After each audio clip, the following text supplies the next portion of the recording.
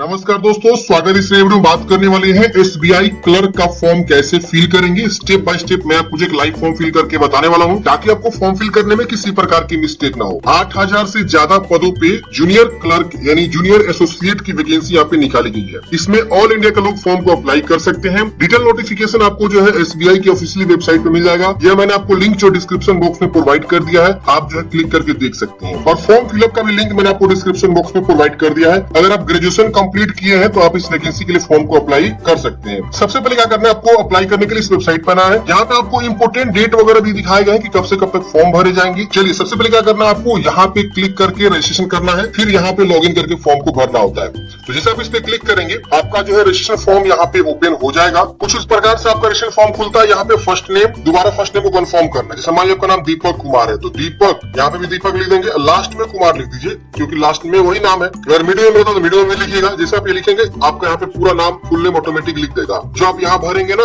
यही आउटपुट यहाँ दे देता है। अब यहाँ पे अपना मोबाइल नंबर लिखेंगे, दोबारा मोबाइल नंबर को कंफर्म करेंगे। अल्टरनेटिव मोबाइल नंबर देना चाहते तो दीजिए, वरना से छोड़ सकते हैं। ईमेल आईडी यहाँ पे लिखना है। जैसे मान लीजिए आपका नाम सपोज आपका ईमेल आईडी ऐसा है ds, जिसे मैं अपना ईमेल आईडी दे देता हूँ ds.helping, और इसके बाद से @ के बाद जो ऑप्शन आता है यहाँ से आपको चुनाव करना है। देख रहे ना, यहाँ @ लगा हुआ है, @hotmail है, जीमेल है वो। फिर इसी ईमेल आईडी को यहाँ पे आपको कंफर्म भी कर देना है। ये पूरा ईमेल आईडी यहाँ पे दोबारा से लिख देना है। फिर इस कैप्चा कोड को भरना है और उसके बाद से सेव एंड करना है। सेव एंड करते ही यहाँ पे आपको जो है रजिस्ट्रेशन नंबर मिल जाता है। यहीं पे देखिए पासवर्ड मिल जाता है, तो आप इसे नोट कर लीजिएगा। अगर आपको लॉगिन करना होगा तो आप इसके थ्रू जो है लॉगिन करेंगे जब भी फ्यूचर में लॉगिन करना चाहेंगे। ये बहुत इंपॉर्टेंट है, इसको आप नोट कर लीजिएगा। थोड़ा सा आप नीचे आएंगे, यहाँ पे आप देखेंगे तो एक ऑप्शन यहाँ पे आपको दिखाई देगा फोटोग्राफ अपलोड करने के लिए और सिग्नेचर अपलोड करने के लिए। तो दूसरे स्टेप में आपको फोटोग्राफ अपलोड करना है। यहाँ पे गाइडलाइंस है, इस पे क्लिक करेंगे तो ये देखिए आपका जो है गाइडलाइंस यहाँ पे ओपन हो जाएगा। ये गाइडलाइंस में आपको फोटोग्राफ, सिग्नेचर और लेफ्ट थंब इंप्रेशन की जानकारी दिया है एंड रिटन डिक्लेरेशन की भी जानकारी यहाँ पे दिया हुआ है। तो आप यहाँ पे जो है क्या करेंगे, इसको जो है अटैच करेंगे। ये सब जो है गाइडलाइंस आप पढ़ेंगे, तो इसके अकॉर्डिंग जो है आप यहाँ पे अपना फोटोग्राफ, सिग्नेचर को चूज करेंगे। तो आप फोटोग्राफ चूज करिएगा, इसको कंफर्म कर लेना है। जैसे आप चूज करेंगे ना,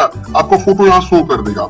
सिग्नेचर चूज करेंगे, आपका सिग्नेचर यहाँ पे शो कर देगा। तो ऐसे क्या करना है, आपको जो फोटोग्राफ और सिग्नेचर को चूज करना है। फिर यहाँ पे आपको नेक्स्ट करना है। फोटो सिग्नेचर अपलोड करने के बाद से अगले स्टेप में आपको यहाँ पे बेसिक जानकारी पूछी जाएगी। यहाँ पे आपको पूछ रहा है आप जो है सर्कल का चुनाव करिए कि किस सर्कल से फॉर्म भरना चाहते हैं। तो यहाँ पे आप देखेंगे नोटिफिकेशन में, तो ये सारे सर्कल्स का नाम दिया हुआ है और यहाँ पे स्टेट का नाम दिया हुआ है, किस सर्कल में कितनी वैकेंसी यहाँ पे आपको दिया हुआ है। तो आप यहाँ पे देखेंगे और अपने अकॉर्डिंग चुनाव करेंगे। इस चीज का विशेष ध्यान देंगे। उसके सामने एक लैंग्वेज का भी ऑप्शन दिया हुआ है। तो जो भी आप सर्कल से आवेदन देना चाहते हैं, वहाँ का जो है लैंग्वेज जो दिखाया गया है, वो लैंग्वेज आप जो है 10वीं या 12वीं लेवल पे पढ़े नहीं होने चाहिए। यहाँ पे आप देखेंगे तो यहाँ पे नीचे लिखा हुआ, डू यू हैव 10th या 12th standard marksheet certificate evidence having study specified opted local language. जो आपने यहाँ पे सर्कल चुनाव किया है, वो जो है वहाँ का जो लोकल लैंग्वेज है वो अपने 10वीं या 12वीं लेवल तक पढ़े हुए हैं, उसका एविडेंस है, आपको यहाँ पे बताना होगा। तो ये इंपॉर्टेंट है। तो आप अपने अकॉर्डिंग देख लेंगे कि आप जो लैंग्वेज पढ़े हैं वो लैंग्वेज आप यहाँ पे उसी मतलब सर्कल से आवेदन करेंगे। तो आप जहाँ चाहे वहां से आवेदन कर सकते हैं, लेकिन आपका जो है वहां का लोकल लैंग्वेज आना चाहिए। मान लीजिए सपोज एक बार और एग्जांपल बताता हूँ। जैसे मान लीजिए आप जो है बेंगलुरु से आवेदन देना चाहते हैं, तो यहाँ का जो लोकल लैंग्वेज है वो क्या है, कन्नड़ है। और सपोज आपको कन्नड़ पता ही नहीं है, तो फिर आपको बेंगलुरु से आवेदन करने से कोई फायदा है नहीं। तो इसीलिए आप यहाँ पे देखेंगे कि आपको क्या नॉलेज है, किस लैंग्वेज आती है, उस लैंग्वेज को आप मैट्रिक या 12वीं लेवल पर पढ़े होने चाहिए, और फिर आप उस सर्कल के लिए आवेदन कर सकते हैं। तो अपने अकॉर्डिंग यहाँ पे आप बता देंगे। ठीक है, तो हमने जैसे मान लीजिए यहाँ पे बिहार चूज किया, पटना आएगा। फिर हम यहाँ पे जो है circle preference 1 for allotment if selected, फिर 2 दूसरा यहाँ चुनाव करेंगे तो प्रीफरेंस आपको देना है।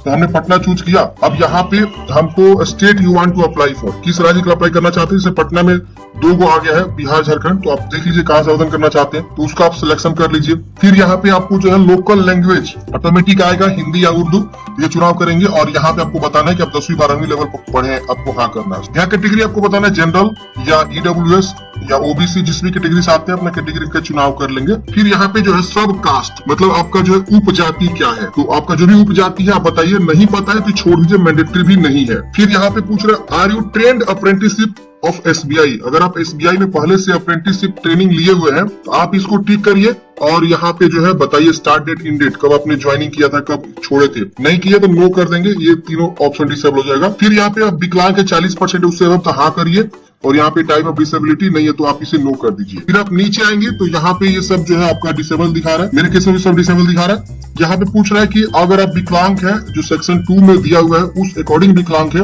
एसिपिसाइड डिसेबिलिटी जिसको बोलते हैं, तो आप यहाँ पे हाँ करेंगे। और यहाँ पे आपको अगर स्क्राइब वगैरह चाहिए तो आप यहाँ बता सकते हैं, नहीं तो इसे नो करेंगे, ये सब भी डिसेबल मिलेगा। तो एक जो है स्पेसिफाइड डिसेबल्ड पर्सन के लिए ये ऑप्शन यहाँ पे दिया हुआ, जिनको लिखने में डिफिकल्टी हो रहा हो, ये सब के लिए है। अब यहाँ पे आप नीचे आएंगे, यहाँ पे रिलीजन विच यू बिलोंग, अपना रिलीजन बता देंगे, हिंदू मुस्लिम क्या है। यहाँ पे माइनॉरिटी कम्युनिटी से अगर आप आते हैं तो माइनॉरिटी कम्युनिटी से हाँ करेंगे, और अपना नहीं आते हैं तो नो कर देंगे। फिर यहाँ पे सिटीजन इंडियन ऑलरेडी रहेगा। यहाँ पे पूछ रहा है are you seeking relaxation under widow divorce women, अगर आप जो इस तरह के कैंडिडेट्स है, विडो है या डिवोर्स वुमेन है, तो आपको एज में छूट भी मिल सकता है, तो आप हाँ करिएगा, नहीं नो कर सकते हैं। तो अपने अकॉर्डिंग बताएंगे। एक्स सर्विस मैन है तो हाँ करिए वरना नो करेंगे। डिसेबल्ड एक्स सर्विस मैन है तो हाँ करिए वरना नो करेंगे। Dependent of service man killed in action, DXS है तो यस करिए वरना नो करेंगे। तो ये सब है, आप अपने अकॉर्डिंग यस में बताएंगे। ये पूछ रहा है कि आप ऑलरेडी जो है क्लर्कियल कैडर SBI में काम कर रहे हैं, ऑलरेडी यहाँ पे पूछ रहा है कि SBI क्लर्क में काम किया तो यस करेंगे वरना नो करेंगे। अब यहाँ पूछ रहा है कि have you earlier employed in state bank, आप इससे पहले जो है स्टेट बैंक में एम्प्लॉय रह चुके हैं क्लर्कियल क्लेड में, तो आप यस करेंगे वरना इससे भी नो कर सकते हैं। फिर यहाँ पे पूछ रहा है do you have a record of default in repayment of loans या credit card dues against whose name adverse report of CIBIL या अदर एक्सटर्नल एजेंसी, मतलब यहाँ ये पूछ रहा है कि आपके कोई डिफॉल्ट जो है रीपेमेंट लोन बाकी है, क्रेडिट बाकी है, ड्यूज बाकी है, तो आप अपने अकॉर्डिंग बताएंगे यस नो में। फिर पूछ रहा है इज या are this adverse report regarding character, तो ये आपके कैरेक्टर वगैरह के बारे में पूछ रहा है, मोरल के बारे में पूछ रहा है, तो आप यहाँ पे यस कर सकते हैं, नो कर सकते हैं, तो ये भी आप नो कर दीजिएगा। इसके बाद यहाँ पूछ रहा है कि state which the preliminary examination centre belong, आपका जो पहला एग्जाम होगा PET वो आप कहाँ लेना चाहते हैं वो राज्य चुनाव करिए। तो आप जिस भी राज्य में लेना चाहते हैं वो राज्य आप चुनाव कर लीजिएगा, और उसके अकॉर्डिंग सेंटर कोड ऑटोमेटिक आएगा। थोड़ा सा समय देंगे तो यहाँ पे आपका जो है सेंटर आपको चुनाव करने का ऑप्शन आएगा। फिर आपको मेंस एग्जाम का जो है सेंटर पूछा जाएगा, किस राज्य में लेना चाहते हैं वो राज्य आप चुनाव करेंगे। उसके अकॉर्डिंग यहाँ पे ये देखिए आ गया, यहाँ पे देखिए बिहार में इतने जगह सेंटर बनाया गया, जहाँ चाहे वहां ले सकते हैं। फिर उसके बाद से यहाँ पे आपको स्टेट मेंस एग्जाम का पूछ रहा है कि किस स्टेट में एग्जाम देना चाहते हैं, उसका सेंटर कोड और सेंटर का एग्जाम आप कहाँ रखना चाहते हैं ये आपको बता देना है। फिर पूछ रहा है कि आपको जो एक ID प्रूफ भी देना होगा, जिसमें आपका नाम, डेट ऑफ बर्थ ये सब एग्जैक्टली मैच करना चाहिए जो आप यहाँ पे फॉर्म भर में जानकारी दे रहे हैं। तो इसको आप टिक करेंगे और यहाँ ID प्रूफ का चुनाव करेंगे कि आधार कार्ड देना चाहते हैं कि पासपोर्ट या पैन कार्ड, DL क्या देना चाहते हैं, जो भी देना चाहते हैं उसका चुनाव करेंगे और उसका संख्या जो भी है वो आप लिख देंगे। आधार है तो आधार संख्या, पेन है तो पेन संख्या, DL है तो DL संख्या, जो भी आप यहाँ देना चाहते हैं। फिर पूछ रहा है कि kindly indicate medium of paper, जो आपका प्रीलिमिनरी और मेंस एग्जाम होगा उसका जो है मीडियम आप क्या रखना चाहते हैं, हिंदी में एग्जाम देना चाहते हैं, इंग्लिश में, तो ऑटोमेटिक आएगा एक ही लैंग्वेज, आप यहाँ चुनाव कर लेंगे। अब राज्य के अकॉर्डिंग यहाँ पे ऑप्शन खुल के आएंगे, तो लोकल लैंग्वेज भी आ सकता है। इसके बाद यहाँ पे डेट ऑफ बर्थ भी आपको यहाँ पे चुनाव करना है। फिर यहाँ जेंडर बताना है, ये पूछ रहा है जुड़वा भाई बहन है तो यस करिए वरना नो करेंगे। फिर पूछ रहा है कि जेंडर बताइए, अगर जुड़वा भाई बहन कोई रहता तो इसको यस करते और उसका क्या जेंडर है, उसका नाम क्या है ये बताना होता, नहीं तो नो करेंगे। मैरिड है कि अनमैरिड है यहाँ पे बताएंगे, अपना जो है फादर्स का first name, middle name, last name, फिर यहाँ मदर्स का first name, middle name, last name, ऐसे आपको लिखना है। अगर आप मैरिड रहते हैं तो यहाँ पे आपको स्पाउस नेम भी ऑप्शन आता भरने का, तो ये लेडीज के लिए स्पाउस होता है, अपने पति हस्बैंड का नाम वो लिख सकती है। फिर यहाँ पे अपना एड्रेस को अच्छे से कंफर्म करना है, मतलब लिखना है अच्छे से, लाइन 1, लाइन 2, लाइन 3, 3 लाइन को यूज करके। फिर डिस्ट्रिक्ट, यहाँ पे आपको स्टेट चुनाव करना है।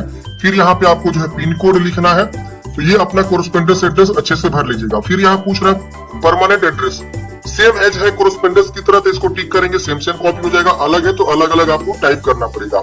फिर यहाँ पे आपका एप्लीकेशन फीस शो करेगा और यहाँ पे आप वैलिडेट योर डिटेल्स पे क्लिक करेंगे। अगर आप कहीं भी छोड़ दिए होंगे फॉर्म में तो वहाँ रेड मार्क आ जाएगा, एरर आ जाएगा। अगर आप वैलिडेट करेंगे, सक्सेसफुल हो जाएगा वैलिडेट, तो समझिए आपका जो है ये कोई दिक्कत नहीं है, सब आपने अच्छे से भर दिया। फिर आपको यहाँ पे सेव करते हैं। अगले स्टेप में अब आपको क्वालिफिकेशन की जानकारी ऐड करना है। ये चीज ध्यान देंगे, मैंने आपको बताना सब कास्ट छोड़ दीजिएगा, लेकिन सब कास्ट मैंडेटरी है, आपको भरना जरूरी है। जब तक वो नहीं भरेंगे आगे नहीं भरेंगे। तो सब कास्ट में क्या भरेंगे, तो जैसे मान लीजिए आप जो है कोरी है, ब्राह्मण है, भूमियार है, तो वही आपका सब कास्ट होता है, वो अपने अकॉर्डिंग बता देंगे जो भी आपका सब कास्ट है। फिर यहाँ पे अब आपको देखिए क्वालिफिकेशन की जानकारी मांग रहा है, जो 31 दिसंबर 2023 तक आप कंप्लीट करने चाहिए। अब यहाँ पे आपको पूछ रहा है आप पास है कि अपीयरिंग है। अपीयरिंग में वही लोग फॉर्म भर सकता है जिनको लग रहा है कि मेरा जो रिजल्ट 31 दिसंबर 2023 के पहले आ जाएगा, बन जाएगा। फाइनल वाला मतलब मान लीजिए कोई लास्ट ईयर में अपीयरिंग है और उसको लग रहा है कि अभी 1 महीना बाद मेरा रिजल्ट जो है फाइनल हो जाएगा, क्लियर हो जाएगा, हम परीक्षा दे दिए 1 महीने में रिजल्ट आ जाएगा, तो आप यहाँ पे अपीयरिंग में डाल सकते हैं। और यहाँ पे आपको देखिए दिया गया है कि आपको ये इतना के पहले जो है आपके पास ग्रेजुएट पास हो जाने चाहिए, प्रूफ होना चाहिए इसका कोई। तो आप यहाँ पे करेंगे अपीयरिंग, तो यहाँ पे आपको बस आपको कॉलेज का नाम और कौन से आप जो है ग्रेजुएशन कर रहे हैं, आर्ट्स साइंस कॉमर्स किस स्ट्रीम से कर रहे हैं वो बता देंगे और आपको यहाँ पे मार्क्स वगैरह सब डिसेबल हो जाएगा। तो ये भी ऑप्शन यहाँ पे दिया हुआ है अपीयरिंग के लिए। अगर आप पास है तो पास चूज करिए और यहाँ पे वही स्ट्रीम चूज करिए कि कौन से स्ट्रीम से आप पास किए हैं और फिर कॉलेज का नाम और पासिंग ईयर, परसेंटेज और आपका ग्रेड क्या, फर्स्ट है कि सेकंड है, पास है तो अपने अकॉर्डिंग बता देंगे। और उसके बाद यहाँ पे अगर आपने डुअल डिग्री किया हुआ तो बता सकते हैं, पोस्ट ग्रेजुएशन किए हैं तो बता सकते हैं, प्रोफेशनल कोई क्वालिफिकेशन बता सकते हैं, वरना ये सब मैंडेटरी नहीं है। किए तो बताइए, वरना मैंडेटरी नहीं है। यहाँ पे वर्किंग एक्सपीरियंस पूछ रहा है, तो अगर आप प्रेजेंटली कहीं वर्क कर रहे हैं तो यस करिए, वरना नो कर देंगे। फिर यहाँ पे आपको जो है प्री एग्जाम ट्रेनिंग लेना चाहते हैं, SC ST OBC ex serviceman को मिलता है तो आप यस करेंगे। और यहाँ पर राज्य चूज करेंगे कहाँ लेना चाहते हैं, ऑटोमेटिक यहाँ पे जो है स्टेट कोड आ जाएगा। तो ये प्री एग्जाम ट्रेनिंग जो है SBI के द्वारा कंडक्ट किया जाता है, जिनको यहाँ पे ट्रेनिंग दी जाती है एग्जाम तैयारी के लिए। अब नहीं चाहिए आपको तो आप नो भी कर सकते हैं, लेकिन ये सिर्फ उन्हीं को दिखेगा जो SC ST OBC से आते हैं। अब यहाँ आपको लैंग्वेज कौन कौन सी आती है यहाँ पे आपको बता देना। जैसे हिंदी ऑलरेडी यहाँ पे दिखाया हुआ है, रीड राइट स्पीक यहाँ पे आप कर सकते हैं। लैंग्वेज आती है तो उसको लिखिए और उसको आप टिक करते रहिए। सेव एंड नेक्स्ट करेंगे। सेव एंड नेक्स्ट करते ही आपका यहाँ पे पेज प्रीव्यू आएगा। आप जानकारी को अच्छे से वेरीफाई करेंगे कि जो भी आपने जानकारी यहाँ पे दिया है सब चीज सही नहीं है। अगर इसमें कुछ भी गलती है तो आप सुधारेंगे, नहीं गलती है तो आप इसको एग्री करेंगे और यहाँ पे आपको एग्री करना है ये वाला। देखिए यहाँ पे एक और है, देयर इज अ चेंज, तो इसको आप टिक नहीं करेंगे। मतलब ये कह रहा है कि आपका चेंज है नाम, जिस तरह से डॉक्यूमेंट्स पे उस तरह से अलग है, समझ रहे ना। तो इसको आपको 2 को टिक करना है, फिर आप करना है ओके करना है, आर यू श्योर ओके करना है, अगेन ओके करेंगे। अब ये आपको ले जाएगा अगले स्टेप पे। अब हमारा फॉर्म यहाँ सबमिट हो रहा है, लेकिन वेरीफाई करके ही आप यहाँ कंप्लीट करिएगा। अगर गलती है तो बैक जाके पहले सुधारिएगा, समझ रहे ना। तो हम यहाँ पे जो है कंप्लीट कर दिया है, ये आगे प्रोसेस हो रहा है। ये देखिए प्रोसेस हो गया।